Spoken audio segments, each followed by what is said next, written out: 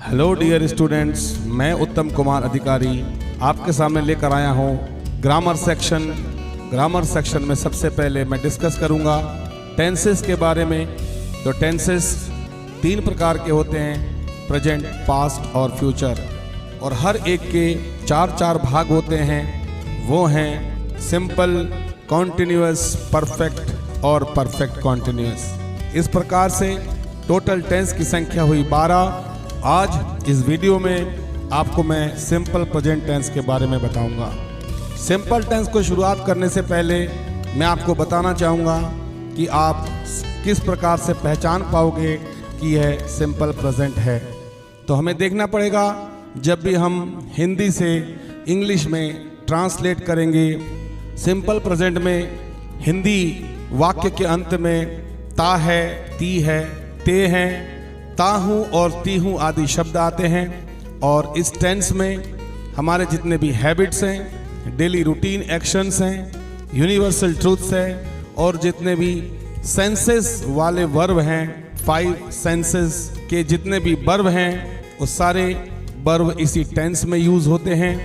और सबसे पहले मैं आपको बताना चाहूँगा इस टेंस में एफर्मेटिव सेंटेंस के क्या रूल हैं।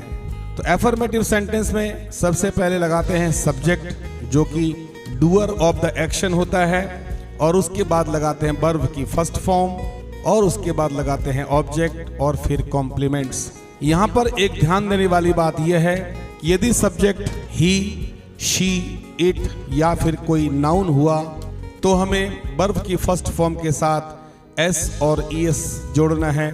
याद रखिए, एफर्मेटिव सेंटेंस को बनाते समय यदि सब्जेक्ट ही, शी, इट या फिर कोई सिंगुलर नाउन हुआ तो वर्ब की फर्स्ट फॉर्म के साथ एस और ईएस जोड़ना होता है।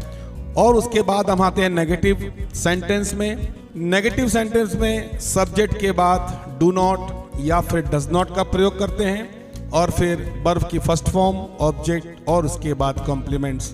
यहाँ पर एक बात क्लियर करना चाहूँगा कि यदि सब्जेक्ट थर्ड पर्सन सिंगुलर यानी कि ही, शी, इट या फिर कोई सिंगुलर नाउन हुआ तो सब्जेक्ट के साथ डज नॉट का प्रयोग करेंगे, और यदि सब्जेक्ट आई, वी और यू हुआ तो डू नॉट का प्रयोग करेंगे, और उसके बाद फिर वर्ब की फर्स्ट फॉर्म, ऑब्जेक्ट, फिर कॉम्प्लीमेंट्स लगा देंगे। ठीक उसके बाद हम आते हैं इंटेरोगेटिव सेंटेंस के साथ। इंटेरोगेटिव सेंटेंस 2 प्रकार के होते हैं, एक हाँ या ना में जवाब दिए जाने वाले होते हैं, और दूसरा होता है WH टाइप। एक होता है यस और नो आंसर टाइप, जबकि दूसरा होता है WH टाइप।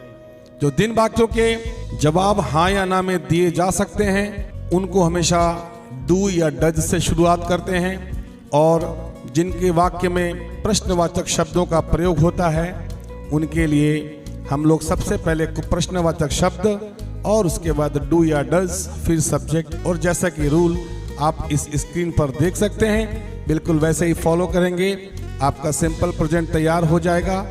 आइए चलते हैं, आपको कुछ एग्जाम्पल देकर भी समझाने का प्रयास करते हैं। यहाँ पर मैंने पहला वाक्य लिखा है मैं घर जाता हूँ, तो इसकी अंग्रेजी बनी आई गो होम। वह घर जाता है, ही गोज होम। तो यहाँ पर देखने वाली बात है कि आई जो है वो फर्स्ट पर्सन है और ही जो है वह थर्ड पर्सन सिंगुलर है, इसीलिए ही के साथ हमने एस और ईएस का प्रयोग किया है। तुम खाना खाते हो, यू ईट फूड, इसके साथ हमने कोई एस और ईएस का प्रयोग नहीं किया है।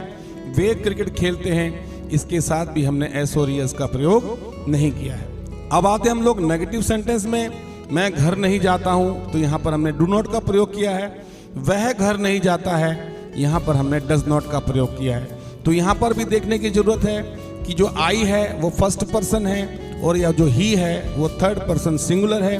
तो जब भी थर्ड पर्सन सिंगुलर को सब्जेक्ट के रूप में यूज करते हैं उसके साथ हम लोग डज नॉट का प्रयोग करते हैं, और बाकी फर्स्ट और सेकेंड पर्सन के साथ और थर्ड पर्सन प्लूरल के साथ हम लोग डू नॉट का प्रयोग करते हैं।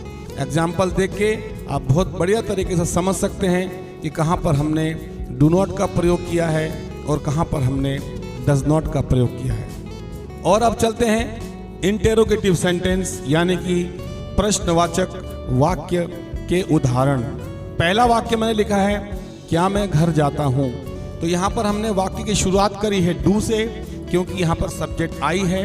तो फर्स्ट पर्सन, सेकंड पर्सन और थर्ड पर्सन प्लूरल के साथ यदि हाँ या ना वाले वाक्य होते हैं तो हम लोग डू से शुरू करते हैं। और थर्ड पर्सन सिंगुलर में अगर क्या से वाक्य शुरू होता है तो हम लोग डस से शुरू करते हैं। दूसरा वाक्य देख सकते हैं आप, क्या वह स्कूल जाता है, तो यहाँ पर लिखा है does he go to school.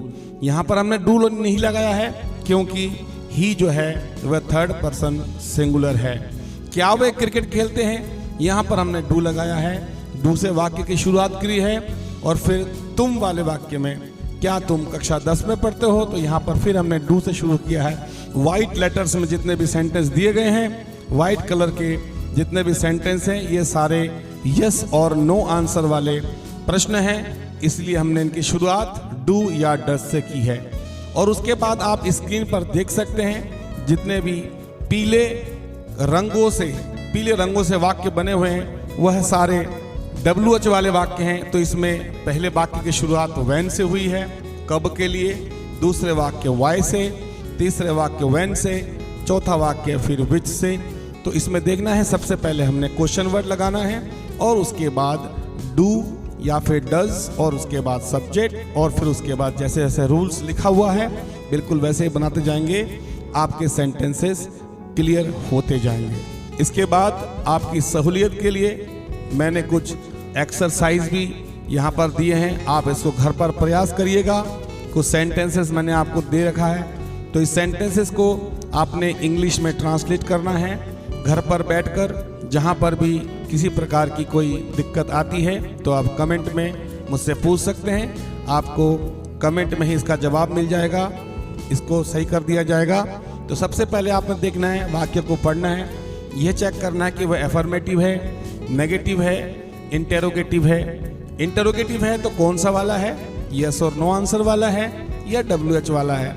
और ठीक उसी प्रकार से जो स्क्रीन पे आपको रूल्स दिए गए हैं उसी रूल्स के अकॉर्डिंग आप बना लेंगे तो आप सिंपल प्रेजेंट सीख जाते हैं। यदि आप मेरे चैनल में नए हैं तो इस चैनल को सब्सक्राइब करिए, फॉलो करिए, शेयर करिए और लाइक कीजिए। Thank you, bye bye.